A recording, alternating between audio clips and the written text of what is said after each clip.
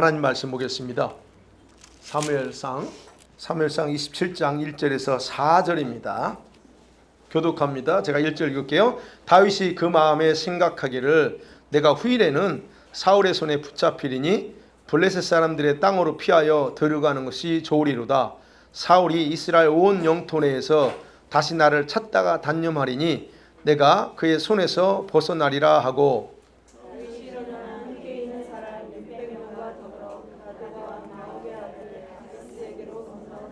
다윗과 그의 사람들이 저마다 가족을 거느리고 가드에서 아기스와 동거하였는데 다윗이 그의 두 아내 이스라엘 여자 아히노암과 나발의 아내였던 갈멜 여자 아비가일과 함께 하였더니 다윗이 가드에 도망한 것을 어떤 사람이 사울에게 전하매 사울이 다시는 그를 수색하지 아니하니라. 아멘. 자, 오늘은 23번째 사무엘상 23번째입니다. 자, 오늘 보면 성숙해진 다윗의 모습을 보는데 동시에 성숙해졌던 그가 인간적인 선택을 하는 그런 과정을 한번 좀 살펴보려고 합니다. 자, 26장부터는 제가 다윗의 그 광야 훈련 기간을 3단계로 나눴을 때 얘기됐죠. 26장부터는 그 마지막 세 번째 단계에 해당됩니다. 즉 10년인데 10년의 기간 동안에서 이제 7년 또는 8년부터 시작 마지막 부분에 해당되는 그 시기예요. 그래서 26장부터는 사실은 다윗이 마지막 광야 훈련 과정을 기록하고 있고 그 얼마간의 시간이 흐른 후에 또다시 사울의 추격을 받습니다. 그리고 또 여기서 다윗은 또 사울을 죽일 수 있는 상황이지만 살려주고, 그리고 다윗이 블레셋 땅으로 도망갔다. 도망갔다는 표현보다 블레셋으로 이동했던 그 내용들이 이제 27장까지 기록되어 있습니다. 자, 첫 번째로 생각해 봅니다. 26장이요. 26장 내용을 보면요. 이렇게 정해봐요. 충동질 당하는 사울. 이렇게 생각해 봤습니다. 다윗이요. 엔게디에서 사울과 첫 만남이 가졌죠. 굉장히 다윗에게는 위기였습니다. 그 십광야 앞에 하길라 숲속에서 생활하고 있었어요. 그런데 그 십사람들이 그 두 번째로 또 역시 사울한테 고발합니다. 다윗이 여기 있다. 자, 1차 고발 때에 사울이 굉장히 유리한 상황이었지만 하나님의 직접적인 간섭으로 실패했잖아요. 그러면 오히려 사울이 유리했다고 생각했는데 오히려 사울이 죽임을 당할 수 있는 그런 위기를 당하고 있었죠. 그리고 다윗은 어쨌든 그에게 호의를 베풀어서 그냥 그 첫 번째 의견은 끝났습니다. 그런데 이들이 이미 엔게디에서 그 상황을 다 알고 있었을 텐데도 또다시 지금 사울에게 고발을 하는 거예요. 오늘 26장에 그 고발하는 겁니다. 그들이 사울에게 어떤 충성 맹세를 했는지는 몰라요. 기록이 안 됩니다. 분명한 것은 이 일로 인해서 잠잠하던 사울이 다시 추격을 하고자 하는 욕망을 가져요. 그리고 추격을 합니다.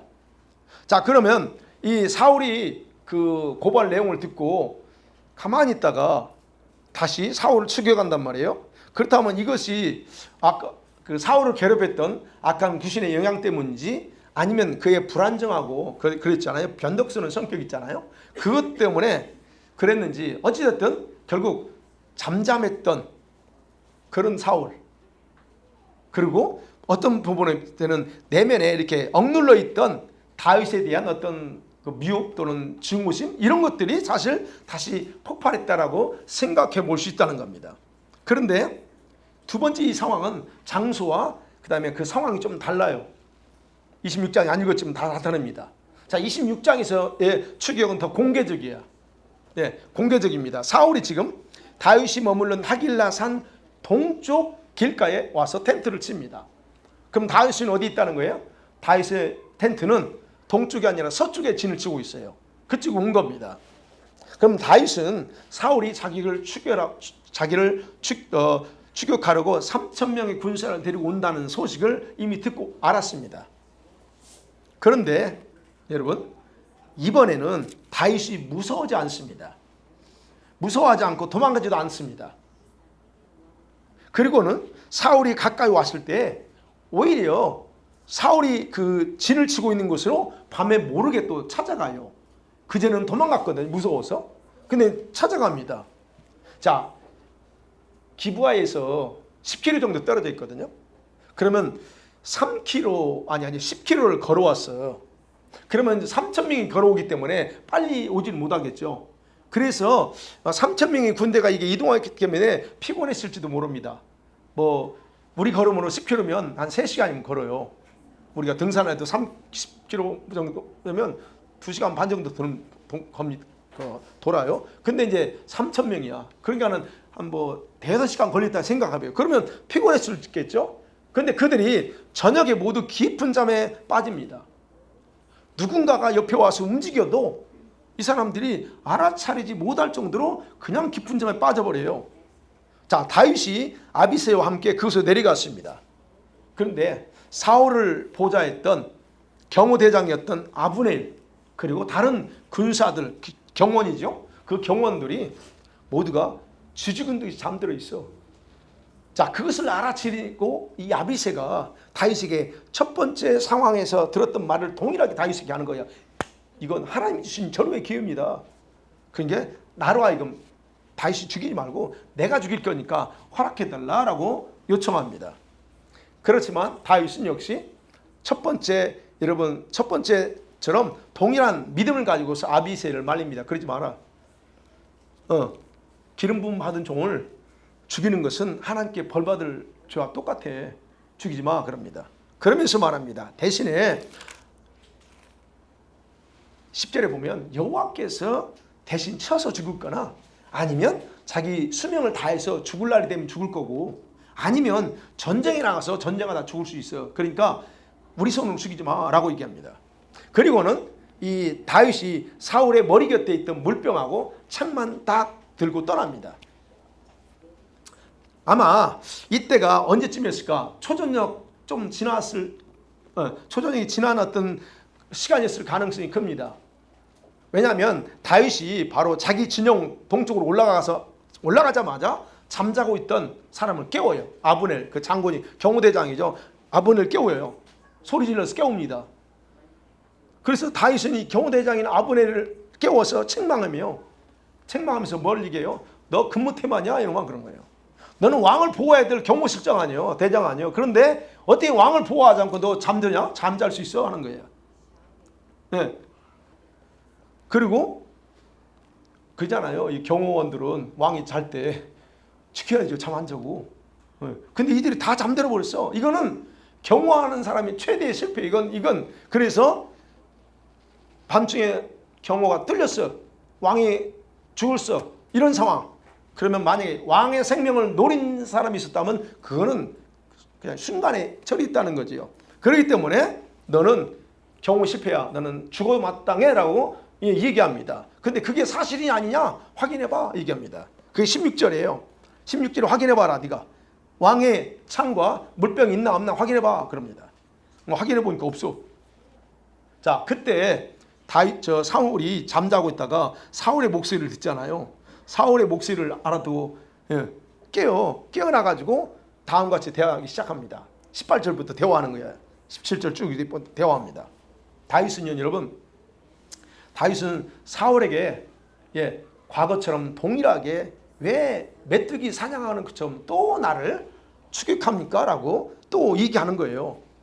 이것은 분명히 첫 번째처럼 똑같이 이건 분명히 왕의 의지가 아닐 겁니다. 왕의 의지가 아니고 누군가가 또 거짓말로 왕을 충동질해서 그랬을 것이다 라고 얘기합니다.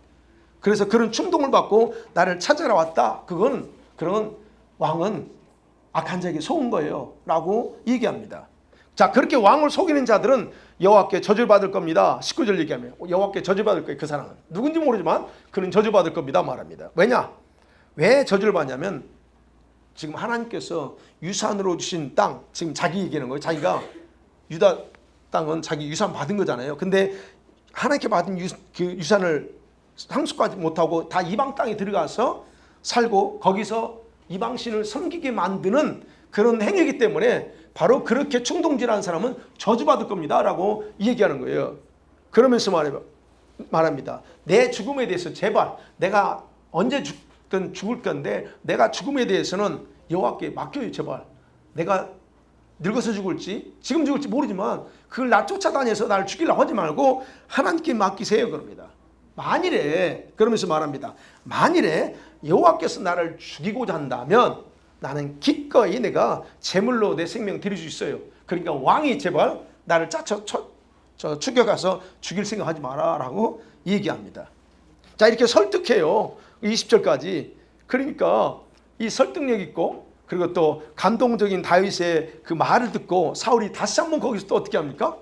자신의 어리석은 행위를 바라봐요. 아, 내가 잘못했구나.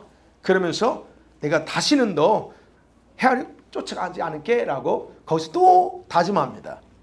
자, 뉘우치는 거예요. 여기서 뉘우쳤어요. 여러분 여기서 생각해봐요. 첫 번째도 마찬가지죠. 여기서 다윗이 뉘우칩니다. 아니, 사울이 뉘우쳐요. 그 뉘우침이 성령의 역사할까? 일시적인 양심의 어떤 작용일까? 예, 그 말하는 알겠죠? 이건 양심의 어떤 작용입니다. 그런데 여기서 여러분, 여기서 좀 달라. 첫 번째하고 좀 다릅니다. 여러분, 사울의 노년의 불쌍하고 안타까운 모습이 있어요. 그대로 나와요. 노년. 이제 여기에 다윗은 마지막으로 그래서 사울에게 자신이 왕의 생명을 귀하게 여긴 것처럼 제발 내 생명도 귀하게 여기고 그리고 또 여호와께서 귀하게 여겨서 모든 환난에서 나를 지켜줄 것입니다. 그러니까 왕이 아무리 나를 쫓아다녀도 왕은 나 못 죽여요 라고 간접적으로 이 얘기하고 끝납니다. 자, 여러분 26장은요. 26장 저 요약해서 설명드렸지만 24장의 내용과 비슷하게 반복된 얘기지만 차이점이 현저히 다릅니다. 차이점이 있어요. 다윗의 모습과 사울의 모습이 달라요. 자, 먼저 사울의 모습을 보면 사울이 아까는 초라해요. 초라하고 불쌍한 모습이 그대로 나옵니다. 여러분 7, 8년 전이에요. 지금 7, 8년 전, 즉 사울을 죽이기로 시작한 그때부터요. 7, 8년 전에 사울이 이때는 지금 이제 50대 초니까요. 사울이. 그러면 사울이 다윗에 대한 아주 뭐랄까요? 격한 감정이 있었어요. 그래서 그냥 꺼지지 않는 불꽃처럼 어떻게 하면 다윗을 죽일까? 이거 그냥 불같이게 불꽃처럼 이렇게 쫓아다녔는데, 근데 지금은 나이가 한 65세 정도 됐어요.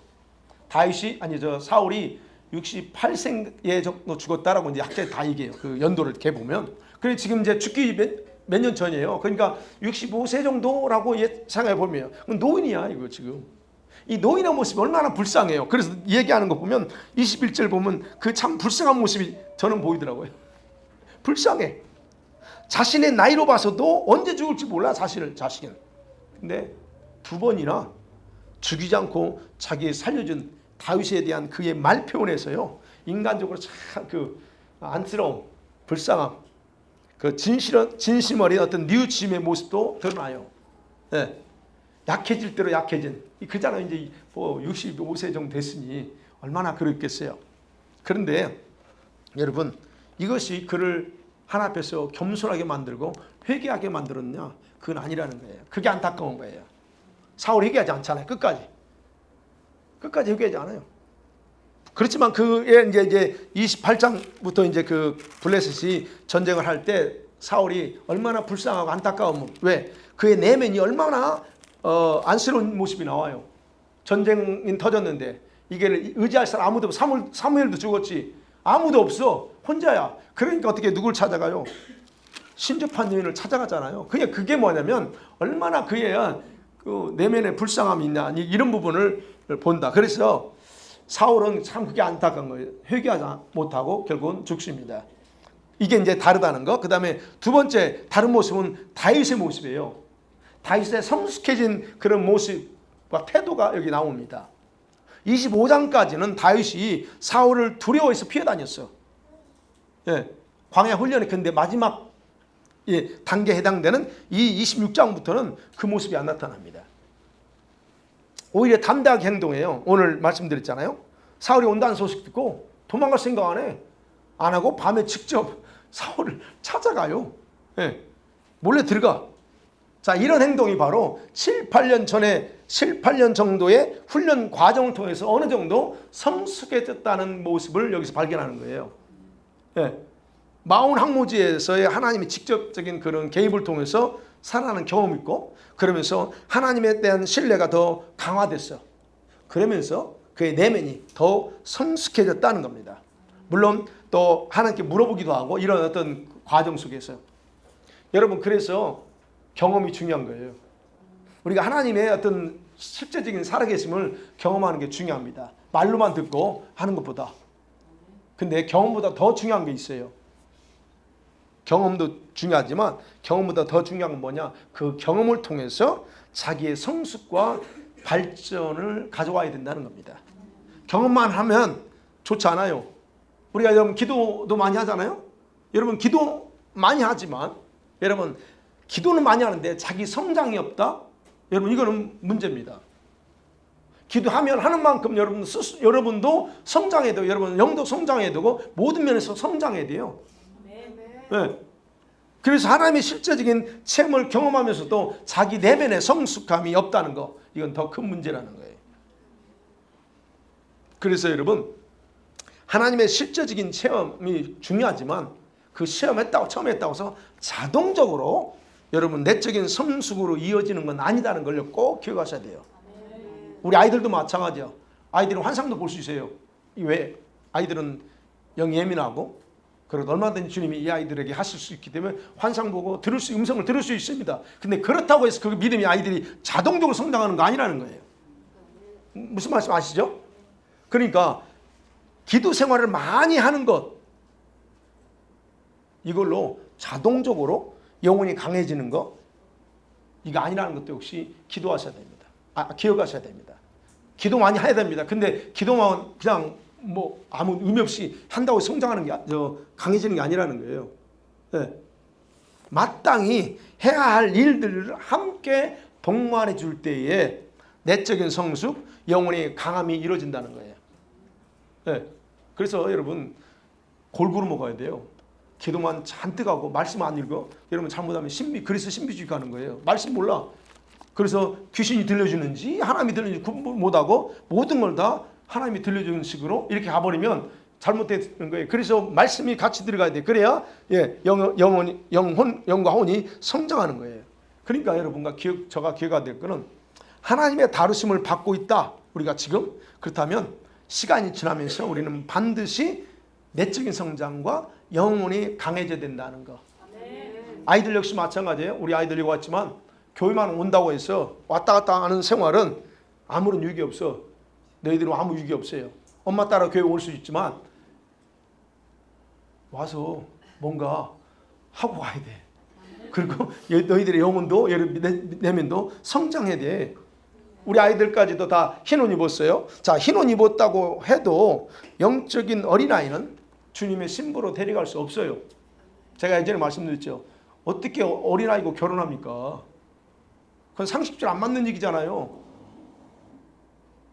그러니까 우리가 주님이 우리를 신부로 여긴다고 할 때 우리 애가 몸은 어른인데 어린아이야. 어떻게 그 어린아이고 결혼해요, 주님이. 그건 원리적으로 그렇다는 거예요. 그렇다고 해서 아이들은 신부 아이들은 아이들이야. 저희들은 당연히 그냥 주님이 인정하니까 하는 거지만 우리들은 다르다는 거예요. 그래서 흰옷을 입었고 예복을 입었다 할지라도 영적인 어린아이는 신부로 데려갈 수 없다는 거. 그렇기 때문에 저와 여러분이 신부가 되기 원한다. 반드시 성장해야 된다는 겁니다. 그게 가장 중요한 부분이에요. 자, 우리 두 번째로 생각해 봅니다. 자, 27장입니다. 여기서 이제 성숙했어요. 어느 정도 성숙해진 모습을 봤습니다. 그런데 27장에서 다윗이 인간적인 선택하는 모습을 봅니다. 여러분 사울이 다윗을 해치지 않겠다고 이제 고백하고 돌아갔어요. 그런데 갔는데 사울이 또 추격하잖아요. 자, 그런 걸 보면서 사울이 양심의 가책을 받고 즉흥적으로 내가 다시는 너 추격하지 않을게 맹세하는 것처럼 보여요. 그러니까 다윗이 생각합니다. 주변에 또 자기를 찾고 자기가 어디 있는가를 사울에게 고발하는 사람도 있고 하니까 믿을 수가 없는 거예요. 그래서 다윗이 새로운 선택을 합니다. 그리고 1절에 말이 그 얘기하는 거예요. 27장 1절에 다윗이 마음에 생각하기를 내가 후일에는 사울의 손에 붙잡힐 거다. 그러니까 차라리 블레셋 땅으로 도망가면 사울이 나를 다시 추격하지 않을 거야 라고 하는 그 생각을 한다는 거예요. 그거를 선택한다는 겁니다. 제가 말씀드리려고 하는 오늘 27장의 그 내용이에요. 사울이 넘어오지 못할 곳이 어디예요? 브리스밖에 없어요. 블레셋. 그래서 그쪽으로 하는 거예요. 그래서 다윗이 가드 왕 아기스에게 연락을 취합니다. 자, 5절에 보면 그래요. 다윗이 아기스에게 이르되 바라건대 내가 당신께 은혜를 입었다면 지방 성읍 한 곳을 나게 해줘서 거기서 좀 지나게 해달라 얘기합니다. 자, 여러분 이 아기스 왕이 누굽니까? 6, 7년 전에 다윗이 미친 채 할 때 있던 왕이에요. 네. 근데 여기서 이제 단어에서 보면 그동안 어떤 변동이 있었다는 걸 알 수 있어요. 5절에 그랬잖아요. 내가 당신께 은혜를 입었다면이에요. 이 문자적으로 이런 표현이에요. 내가 당신의 눈에 호의를 당신이 나를 볼 때 나에게 호의를 베풀어 그런 상대로 여긴다면 이거예요. 다시 말씀드리면 그동안에 다윗과 아기스와의 관계는 다윗이 600명이 생겼잖아요. 이게 장정만 600명인지 아니면 그 가족까지 600명이 정확히 안 나옵니다. 그래서 어쨌든 600명이야. 그러면 적지 않은 숫자예요. 있었기 때문에 모종의 어떤 좋은 관계가 그동안에 이렇게 관계가 있었을 거다 하는 거예요. 그러니까 여기 나오는 것처럼 내가 당신께 은혜를 입었다면 라고 표현하는 거예요. 시간이 흘러가면서. 네. 그래서 다윗이 자기에 필요하니까 그에게 도움을 요청하는 거잖아요. 적지 않은 것도 요구하는 겁니다. 근데 여기 보면 아기스가 다윗의 요구를 거절하지 않는다는 거예요. 그냥 들어줘요. 그럼 뭔가 이건 원수 관계 아니었다는 거죠. 자, 600명이 가드의 큰 도시에 들어가면 문제가 생길 수 있어요. 뭐가 문제 있어요? 큰 성읍이 들어가면 문제입니다. 왜? 가드 시민들하고 갈등이 생길 수 있죠. 종교가 다르죠.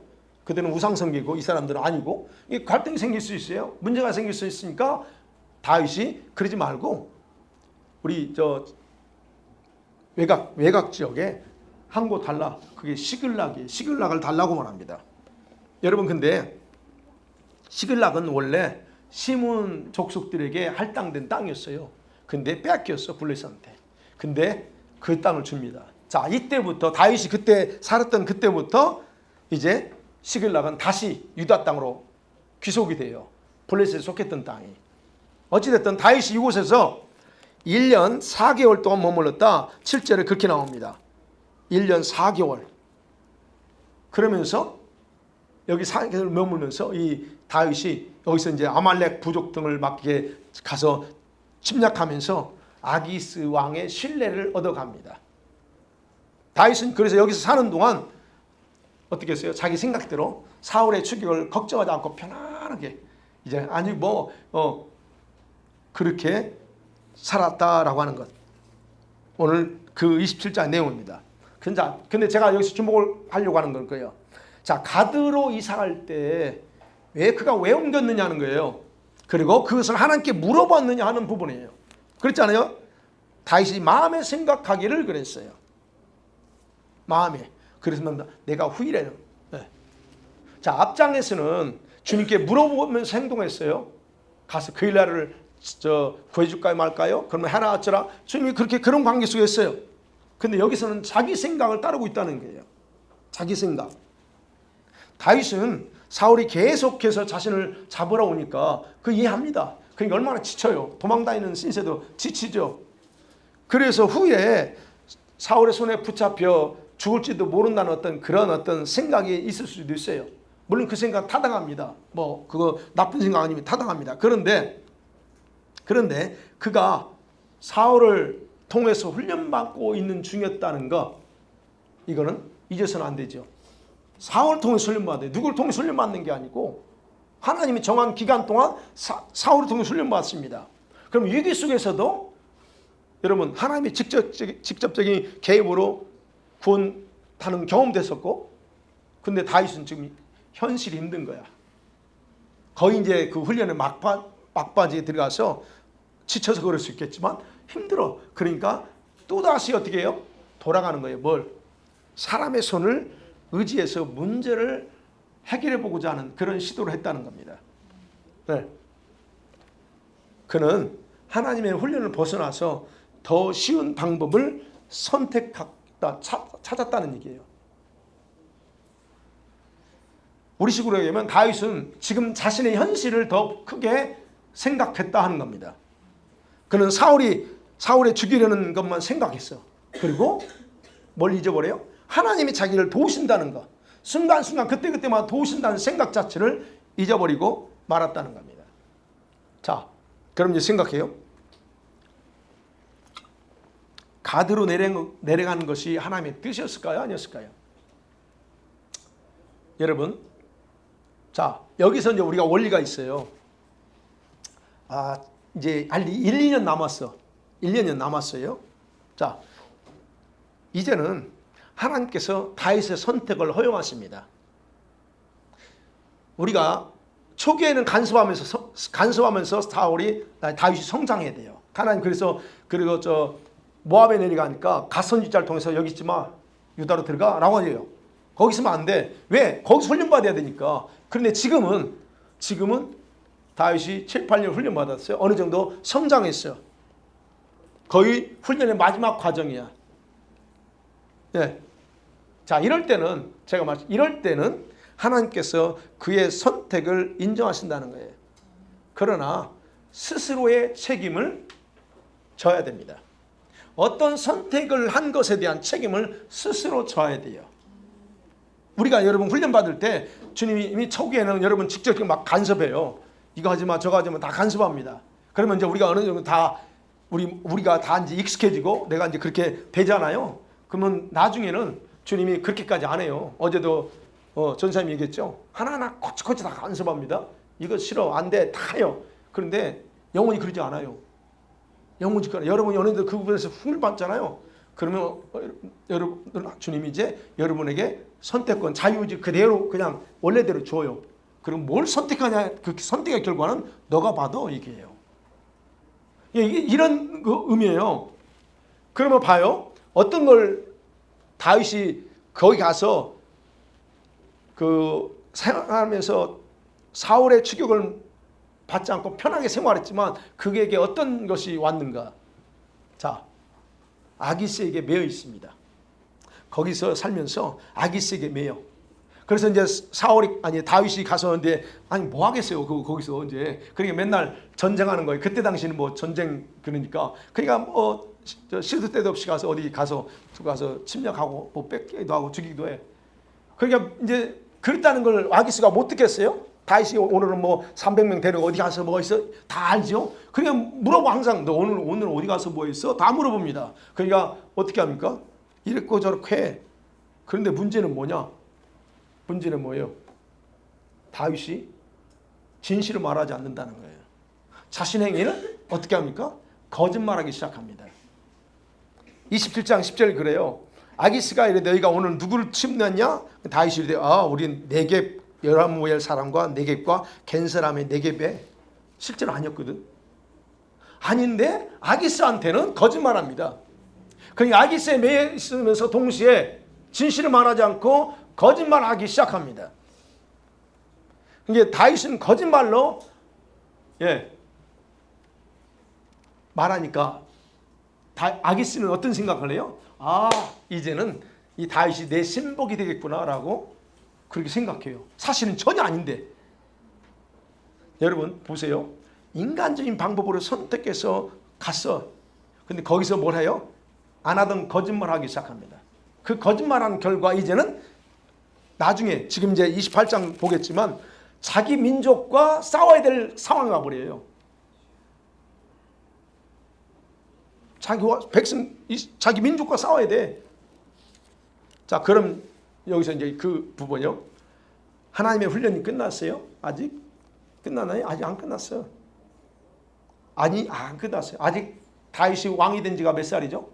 기억하시네? 다윗이 왕 된 데가 나이가 몇 살이에요? 30이에요. 요셉이 애굽 총리가 된 나이가 몇이에요? 30. 30 중요해요. 예수님이 사역하시기 시작한 지가 몇 살이에요? 30여 세.